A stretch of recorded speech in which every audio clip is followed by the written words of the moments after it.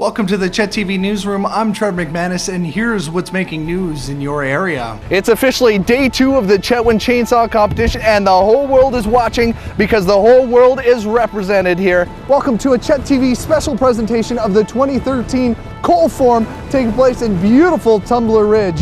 I am Trevor McManus, and high atop Babcock Mountain, nestled behind thousands of evergreen and pine trees under layers of ice, and of course, a whole bunch of snow, sits a 2,000-hectare mining site from Peace River Coal. It is the Trend mining site. 73 years ago marks the attacks on Pearl Harbor, and that day changed the history of the peace.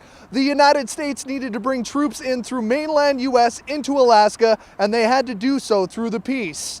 After 7 months and nearly 2,700 kilometers later, the roadway was complete. Welcome to Mile Zero of the Alaska Highway.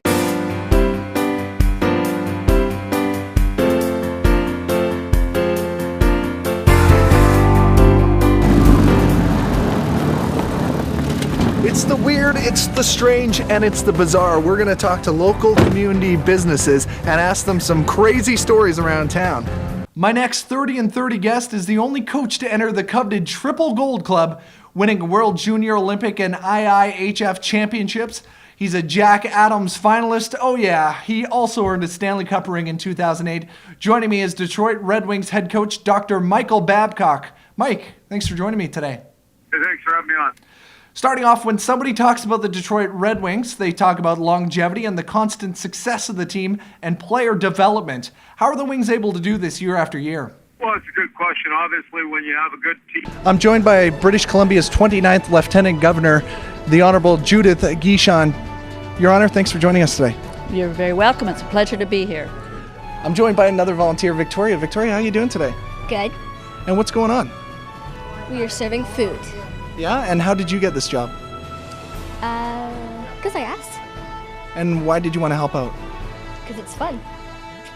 It was a busy Monday for South Peace MLA Mike Bernier. Monday afternoon, he stopped by the Peace FM and Chet TV studios for a ribbon cutting, signifying the opening of his new Chetwynd offices. Thank you for joining me today, Rick. Hey, how you doing? I am fantastic. Now, can you give us a little background of your musical career? I've been at it for quite a few years now. But the celebration couldn't last too long, though. Not even 24 hours later, the Canucks made the trek to Slave Lake to try and tame the Wolves. Colton Geese led the Canucks with 2 goals and a helper. Colin Matheson had a pair of goals, and Connor Rose had a 2-point night. In our very own backyard now in Chetwynd, it's going to be very similar to the surrounding areas as per usual, but we'll start off on Friday. Gorgeous out, low of 13 and a high of 23, and sunshine. All right, so city slicker like myself, if I went out there, how long would it be before I got gored? Well, depends how long you stood in front of them. I mean, it's, yeah, if you stood in front of them, they'd probably run over top of you, but it wouldn't, I'm sure you could probably, natural instincts would take over and you'd be able to, decide you want to move and get away from the right? So I don't really know. I can't really answer that question. My natural instincts are stayed behind this fence right here. From the Soto First Nations, I'm Trevor McManus. Welcome to the 27th annual West Mo Days on beautiful Moberly Lake. This weekend we're going to see everything from children running around to the horseshoe toss, and one of my personal favorites, the axe throwing competition, but it's definitely the crowd favorite. It's the Pagisi tournament for $3,000. Let's check it all out.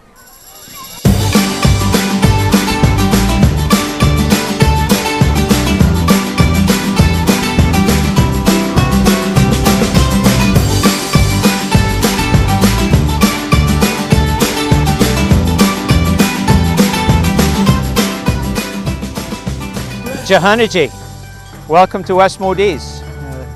Nitai sinwak. Imuchigista ako mego ka imuchigista autan stogisigaw. Today is West Moberly Days. It's a celebration of our signing of our treaty. We signed treaty we adhered to treaty in 1914. It's a celebration of who we are as the Denizaw and the Cree and the Soto that live here. I love this event. It's so satisfying to see after it's done. It's satisfying to see the people throughout the weekend, and nothing but positive things are always said, and it feels great to be able to do this for my community. Well, I think it's a great opportunity for friends to get together and see each other. There's a huge celebration of the culture that goes into this event, and it reminds people to stay true to the roots. So last year we did about 220 steaks, and we have surpassed. We'll do over 300 today, and it's almost that's a couple of cows for sure. Okay, and what's the coolest game that they've got here today? The one that where you had to find stuff. It's really fun, actually. Same. We learned how to make bannock. Yeah, we're really good bannock makers for sure. Some better than others. It gets pretty competitive, but it's all fun and people laugh and joke, and it's a good time had by everybody. Westmo Days and the community itself is just so welcoming. We are always welcoming to outside people and new people coming, and it just seems to get bigger and bigger and bigger every year. Could you show me what a good moose call sounds like?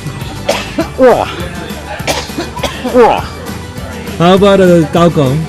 Ma.